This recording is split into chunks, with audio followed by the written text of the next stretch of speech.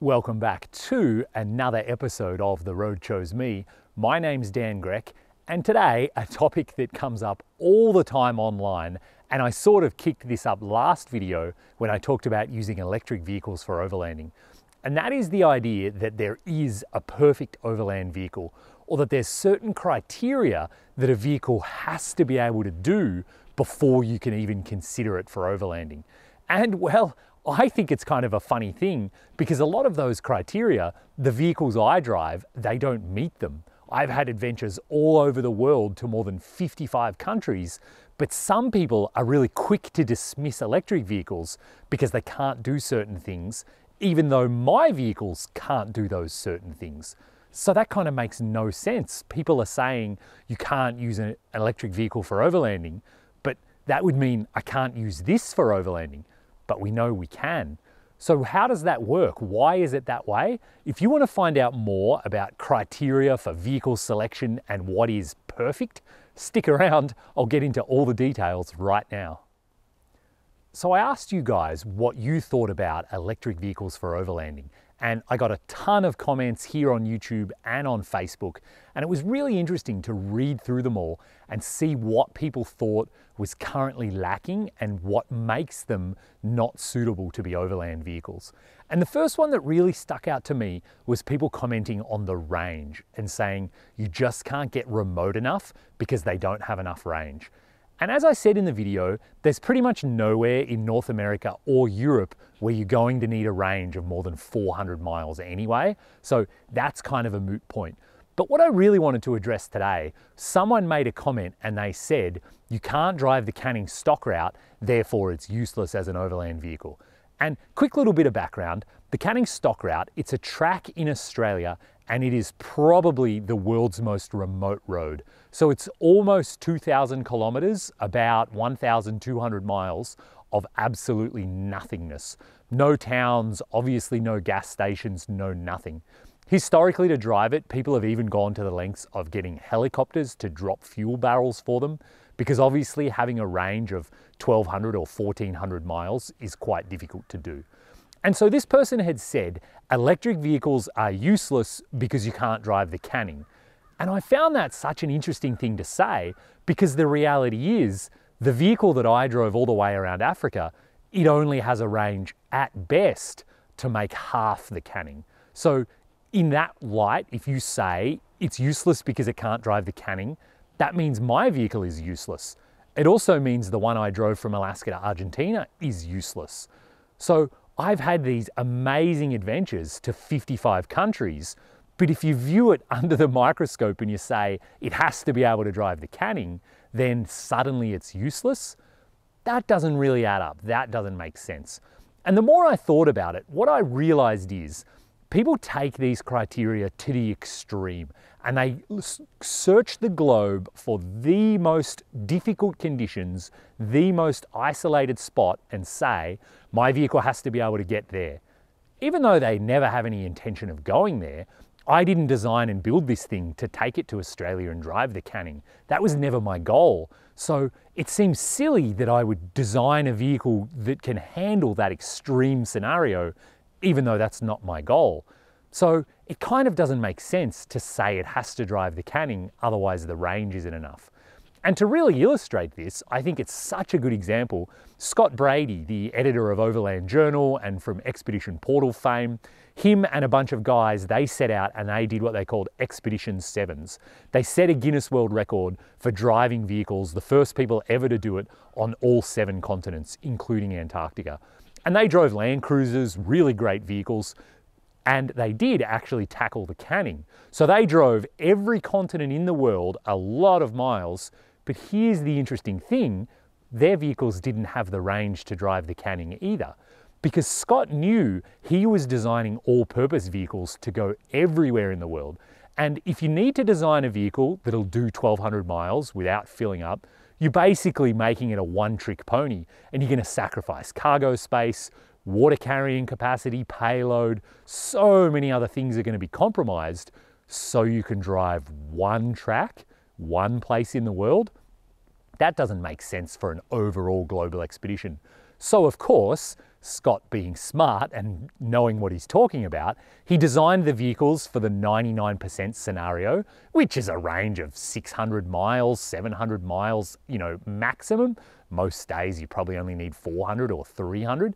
And then when it came time to do the canning, they just brought along another vehicle that had nothing but 44-gallon drums of diesel in the back of the vehicle. It was purely a fuel vehicle, and it followed the ones that they'd driven around the world, and then they just fueled up when they needed to.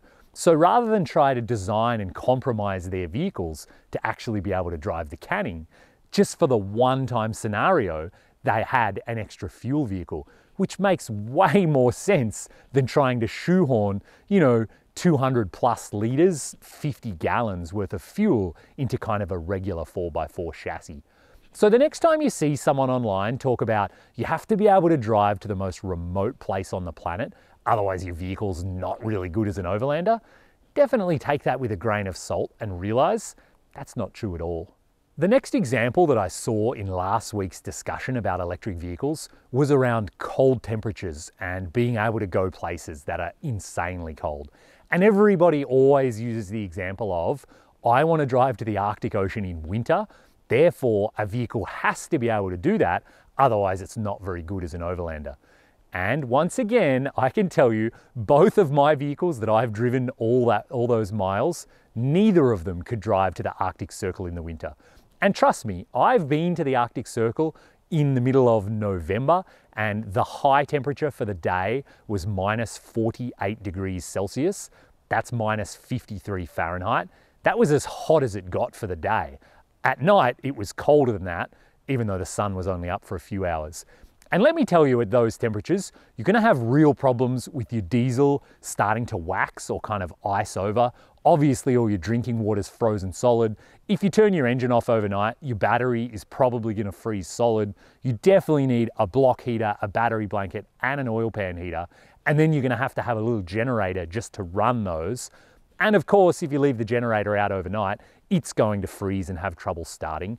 Your engine oil is going to look like margarine in the morning. The list of things and challenges is really endless to driving a vehicle at those temperatures, let alone trying to camp. Under canvas is essentially impossible. You're definitely going to have a diesel heater. And then finally, to even spend time outside at those temperatures, I was actually caribou hunting and I was trooping around on snowshoes. Let me tell you, it's a real challenge to be outside in those temperatures. So realistically speaking, of all the people that are designing vehicles to drive around the world, less than a teensy % of them have any interest in battling the Arctic in the winter, because we do this to enjoy ourselves. I'm sure you want to go up there because you want to see the wildlife, you want to see the landscapes, you want to enjoy yourself, sit out in the morning and have a cup of coffee. Let me tell you, if you go up there in winter, you're not going to be able to do that. And you might enjoy it because it's very harsh and very challenging, but overall, I don't think it's something that many people want to do. And certainly, if you've never been there before, there's no way you're going to drive up there in winter for your very first time. That's kind of crazy. So once again, if someone tells you that a vehicle has to be able to survive the Arctic in the middle of winter, or that's what they're designing their vehicle to do, be a little bit wary of that, because realistically, they're going to be designing a one-trick pony. They're going to sacrifice so much cargo volume because they'll have to have their drinking water inside. They'll clearly have to have interior living space and the ability to cook and have heating inside the vehicle at all times. And yeah, that might work really well in the Arctic, but then what happens when you drive down to Central America? That's not going to be a great vehicle for those conditions. So again, really good for one purpose, pretty terrible if you want to go on a world trip.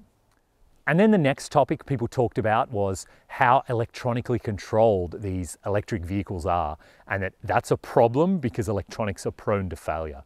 And I sort of agree with that, but also from my own personal experience, I disagree with it to some degree.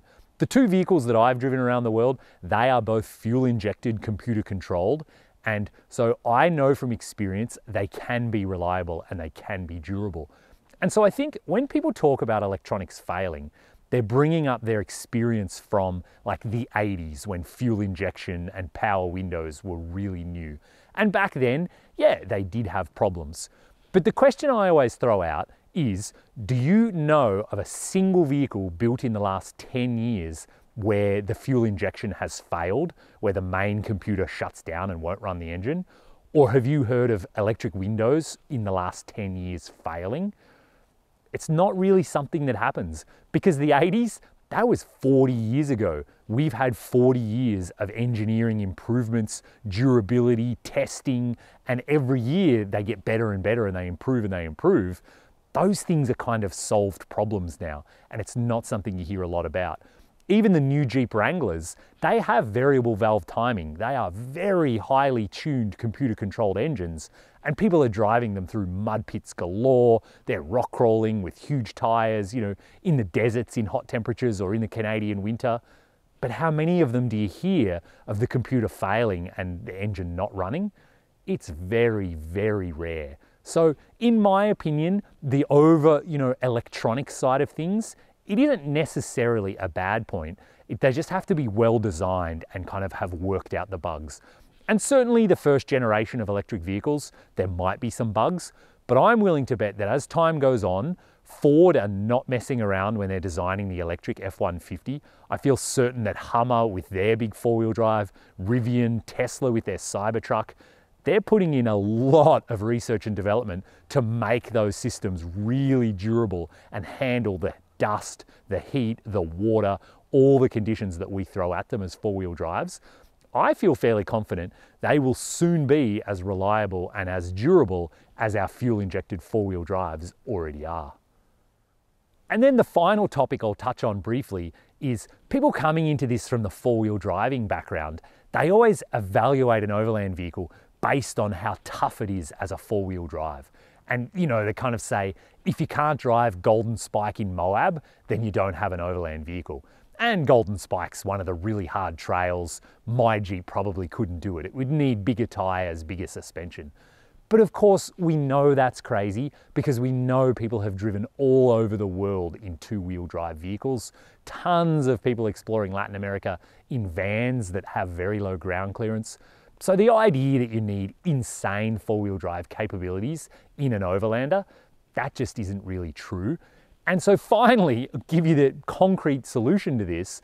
There was a comment on my YouTube channel where a guy, he drove an electric Nissan Leaf from Cape Town in South Africa all the way up to Morocco in Northwest Africa. West Africa is probably the most remote wild route in the entire planet, and it has now been done in an electric vehicle. So it kind of answers the question, yes, you really can do it. So I hope that video has been helpful, and I hope it helps you think about how to select your own vehicle and what are your needs and what does your vehicle need to do. Just because you can't drive to the remote place on the entire planet, it doesn't mean that the vehicle's no good. It doesn't mean it's not an Overlander. In fact, there's no such thing as not an Overlander. We've talked about this many times now. So hopefully that'll help you guys. And remember, when you hear that online, take it with a grain of salt. Chances are those people, they've never really gone anywhere anyway. So if this has been helpful, do hit the thumbs up button. Make sure you subscribe to the channel. New videos come out every Monday and Thursday with all this info to teach you guys what you need to know to get out there and adventure around the world.